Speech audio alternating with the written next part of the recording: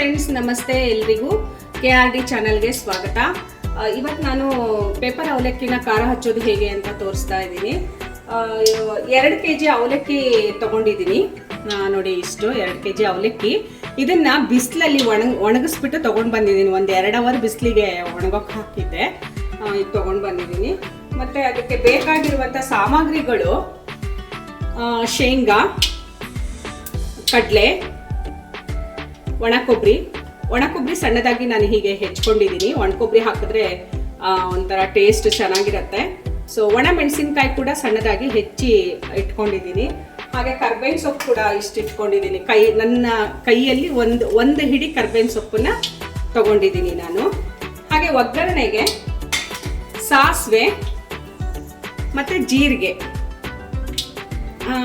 ಈಗ ಎಣ್ಣೆ ನಾನು ಬಾಣಲಿ ಕಾದಿದೆ, ಎಣ್ಣೆ ಹಾಕ್ಕೊಂಡಿದ್ದೀನಿ ಆಲ್ರೆಡಿ. ಸಾರಿನ ಸೌಟಲ್ಲಿ ಒಂದು 5 ಸೌಟು ಎಣ್ಣೆ ಹಾಕ್ಕೊಂಡಿದ್ದೀನಿ. ನಾನು ಅಂದಾಜು ಮೇಲೆ ಹಾಕ್ಕೊಂಡಿದ್ದೀನಿ, ಯಾವುದನ್ನು ಅಳತೆ ಮಾಡಿಲ್ಲ. ಓಕೆ, ಎಣ್ಣೆ ಕಾದಿದೆ. ಇವಾಗ ಸಾಸಿವೆ ಹಾಕ್ತಾ ಇದ್ದೀನಿ.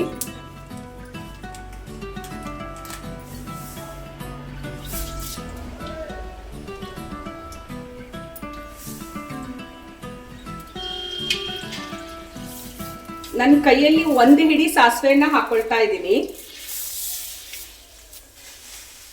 ಒಂದು ಅರ್ಧ ಹಿಡಿ ಜೀರಿಗೆ ಹಾಕೊಳ್ತಾ ಇದ್ದೀನಿ.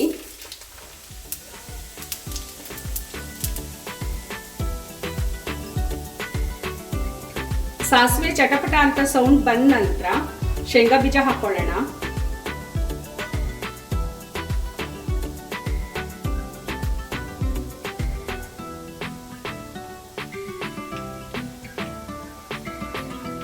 ಸಾಸಿವೆ ಈಗ ಸಿಡಿತಾ ಇದೆ.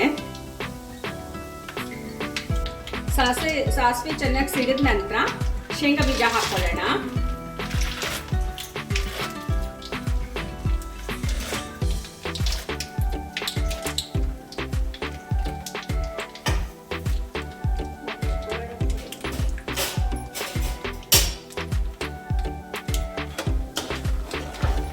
ಸ್ವಲ್ಪ ಉರಿ ಕಡಿಮೆ ಮಾಡ್ಕೊಳ್ತಾ ಇದ್ದೀನಿ, ಎಣ್ಣೆ ಜಾಸ್ತಿ ಕಾದಿದೆ.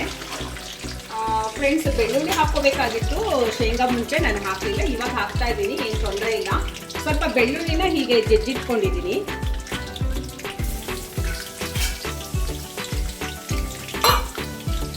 ಗುರಾಡೋಣ.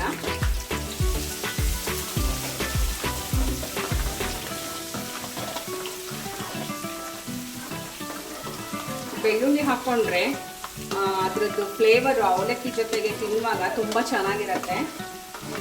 ಇಷ್ಟ ಇಲ್ಲ ಅಂದವರು ಬೆಳ್ಳುಳ್ಳಿ ಬಿಡ್ಬೋದು, ಹಾಕೊಳ್ಳೇಬೇಕು ಅಂತ ಏನಿಲ್ಲ. ಈಗ ನಾನು ಕಡಲೆ ಹಾಕ್ತಾ ಇದ್ದೀನಿ.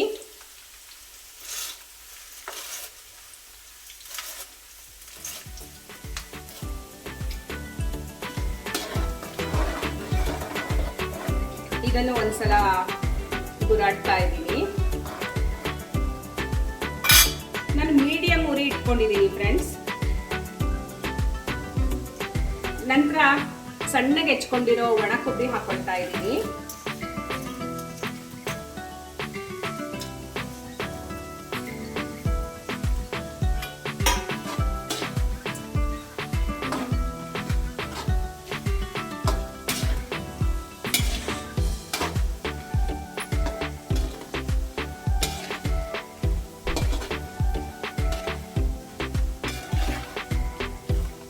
ಇದು ಎಣ್ಣೆನಲ್ಲಿ ಸ್ವಲ್ಪ ಗೋಲ್ಡನ್ ಕಲರ್ ಬಂದ ಮೇಲೆ ಕರ್ಬೇವಿನ ಸೊಪ್ಪು ಮತ್ತೆ ಒಣ ಮೆಣಸಿನ್ಕಾಯಿ ಹಾಕೊಳ್ಳೋಣ.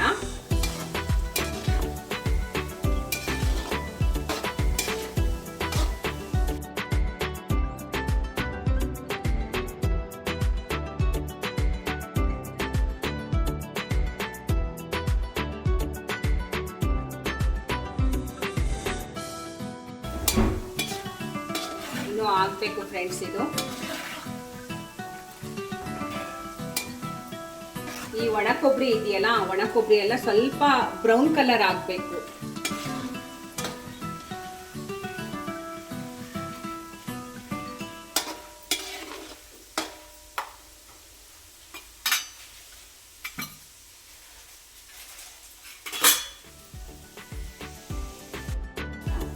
ಫ್ರೆಂಡ್ಸ್ ನೋಡಿ, ಇಷ್ಟ ಆದರೆ ಸಾಕು.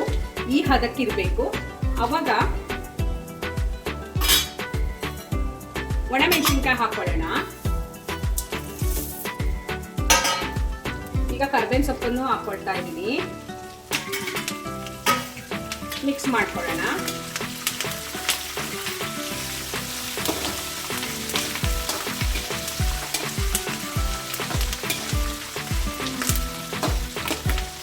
ನೋಡಿ ಎಷ್ಟು ಕಲರ್ಫುಲ್ ಆಗಿ ಕಾಣಿಸ್ತಾ ಇದೆ. ಕರಿಬೇವಿನ ಸೊಪ್ಪು, ಹಸಿಮೆಣಸಿನಕಾಯಿ ಮತ್ತು ಕಡಲೆ, ಶೇಂಗಾ ಬೀಜ ಎಲ್ಲ ಹಾಕಿರೋದ್ರಿಂದ ಒಳ್ಳೆ ಕಲರ್ಫುಲ್ ಆಗಿ ಕಾಣಿಸ್ತಾ ಇದೆ.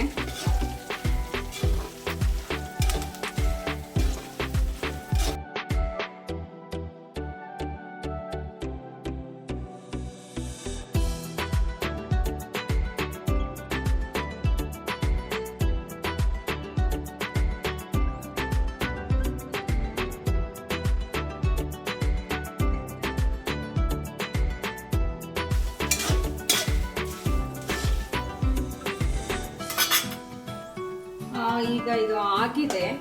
ಉಪ್ಪು ಹಾಕ್ತಾ ಇದ್ದೀನಿ. ನಾನು ಉಪ್ಪನ್ನ ಕೈ ಅಳತೆಯಲ್ಲಿ ಹಾಕ್ಕೊಳ್ತಾ ಇದ್ದೀನಿ. ನೋಡಿ 2 kg ಅವಲಕ್ಕಿಗೆ ಇಷ್ಟು ತಗೊಂಡಿದ್ದೀನಿ.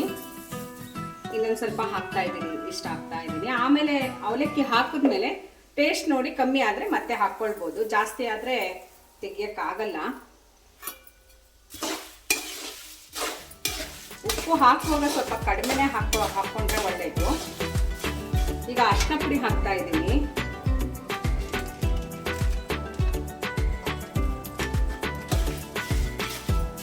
ಇದಕ್ಕೆ ಈ ಅಳತೆಗೆ ಅರಿಶಿನ ಪುಡಿ ಒಂದು ಅರ್ಧ ಸ್ಪೂನಿಗಿಂತ ಸ್ವಲ್ಪ ಜಾಸ್ತಿ ಹಾಕೊಳ್ಳಿ.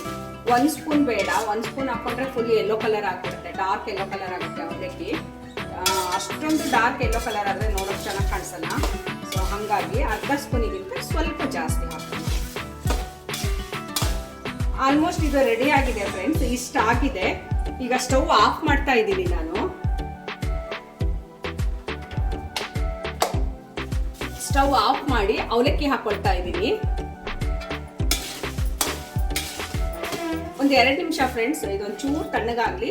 ತುಂಬಾ ಬಿಸಿನಲ್ಲಿ ಹಾಕ್ಬಿಟ್ರೆ ಅವಲಕ್ಕಿ ಒಂಥರ ಉದುರ್ಕೊಂಡಂಗೆ ಆಗ್ಬಿಡತ್ತೆ. ಅವಲಕ್ಕಿ ಸಿಂಕ್ ಆಗುತ್ತೆ. ಅದಕ್ಕೋಸ್ಕರ ಸೊ ಒಂದು 2 ನಿಮಿಷ ಬಿಟ್ಟು ಅವಲಕ್ಕಿ ಹಾಕ್ತೀನಿ.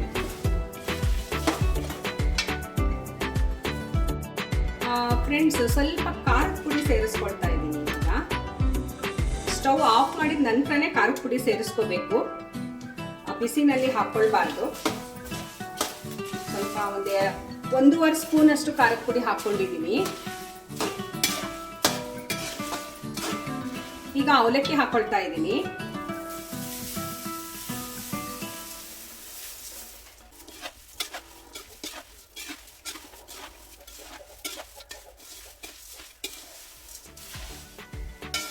ನಿಧಾನಕ್ಕೆ ಮಿಕ್ಸ್ ಮಾಡ್ಕೋಬೇಕು ಫ್ರೆಂಡ್ಸ್. ಯಾಕಂದರೆ ಅವಲಕ್ಕಿ ತುಂಬ ಗರಿ ಅಂತ ಇದೆ. ಹಾಗಾಗಿ ಹಗುರಕ್ಕೆ ಮಿಕ್ಸ್ ಮಾಡ್ಕೊಳ್ತಾ ಇದ್ದೀನಿ. ಇನ್ನೂ ಸ್ವಲ್ಪ ಅವಲಕ್ಕಿ ಹಾಕಬೇಕು. ತರ್ತಾ ಇದ್ದಾರೆ, ಹಾಕ್ತೀನಿ.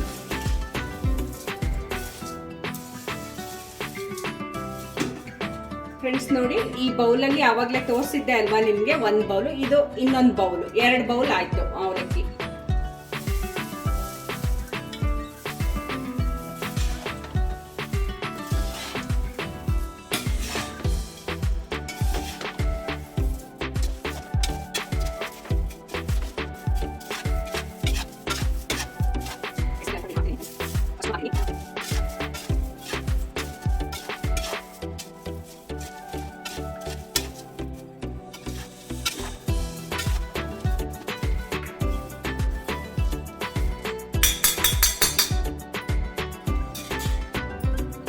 ಫ್ರೆಂಡ್ಸ್ ನೋಡಿ, ಅವಲಕ್ಕಿ ರೆಡಿ ಆಗಿದೆ. ಈಗ ಇದು ಸ್ವಲ್ಪ ತಣ್ಣಗಾದ್ಮೇಲೆ ಇದಕ್ಕೆ ಸ್ವಲ್ಪ ಸಕ್ಕರೆ ಮಿಕ್ಸ್ ಮಾಡಬೇಕು. ಒಂದು 2 ಸ್ಪೂನಷ್ಟು ಸಕ್ಕರೆ ಹಾಕಿ ಮತ್ತೆ ಮಿಕ್ಸ್ ಮಾಡಿ ಒಂದು ಪ್ಲಾಸ್ಟಿಕ್ ಕವರಿಗೆ ಹಾಕಿ ಡಬ್ಬದಲ್ಲಿ ಇಟ್ಕೊಂಡ್ರೆ ಒಂದು 15 ದಿನದವರೆಗೂ ನೀವು ಇಟ್ಕೊಂಡು ತಿನ್ಕೊಳ್ಬೋದು. ಬೇರೆ ಎಲ್ಲಿಗಾರ ಹೋಗಬೇಕು ಅಂದರೂ ಪ್ಯಾಕ್ ಮಾಡ್ಕೊಂಡು ತೊಗೊಂಡು ಹೋಗ್ಬೋದು. ಒಂದು 15 ದಿನದವರೆಗೂ ಇರುತ್ತೆ ಇದು. ಸೊ ಇವಾಗ ಟೇಸ್ಟ್ ಮಾಡಿ ಹೇಳ್ತೀನಿ ಉಪ್ಪು ಹೇಗೆ ಸರಿ ಇದೆಯಾ ಇಲ್ವಾ ಅಂತ. ಉಪ್ಪು ಕರೆಕ್ಟಾಗಿದೆ. ನಾನು ಹಾಕಿರೋ ಅಳತೆ ಮತ್ತು ಮೇಲೆ ಉಪ್ಪು ಹಾಕಬೇಕು ಅಂತ ಏನಿಲ್ಲ. ಸ್ವಲ್ಪ ಸಕ್ಕರೆ ಹಾಕಿ ಗೂರಾಡಿದ್ರೆ ಸೂಪರಾಗಿ ಒಳ್ಳೆ ಟೇಸ್ಟ್ ಇದೆ ಅವಲಕ್ಕಿ. ಸೊ ನೀವು ಕೂಡ ಮನೇಲಿ ಮಾಡ್ಕೊಳ್ಳಿ, ಹೇಗಿತ್ತು ಅಂತ ಹೇಳಿ. ನನ್ನ ವಿಡಿಯೋ ನಿಮ್ಗೆ ಇಷ್ಟ ಆಗಿದ್ರೆ ಒಂದು ಲೈಕ್ ಕೊಡಿ, ಶೇರ್ ಮಾಡಿ, ಸಬ್ಸ್ಕ್ರೈಬ್ ಮಾಡ್ಕೊಂಡು ಸಪೋರ್ಟ್ ಮಾಡಿ. ಇದು ನನ್ನ ಹೊಸ ಚಾನಲ್ ಆಗಿರೋದ್ರಿಂದ ಸಣ್ಣ ಪುಟ್ಟ ಮಿಸ್ಟೇಕ್ಗಳು ಇದೆ ಅಂತ ಅಂದ್ಕೊಳ್ತೀನಿ. ಸೊ ಮುಂದಿನ ವಿಡಿಯೋಗಳಲ್ಲಿ ನಾನು ಅದನ್ನು ತಿದ್ಕೊಂಡು ಒಳ್ಳೊಳ್ಳೆ ರೆಸಿಪಿಗಳನ್ನು ನಿಮಗೆ ತೋರಿಸ್ಬೇಕು ಅಂತ ಅಂದ್ಕೊಂಡಿದ್ದೀನಿ ಫ್ರೆಂಡ್ಸ್. ಸಪೋರ್ಟ್ ಮಾಡಿ. Thank you so much.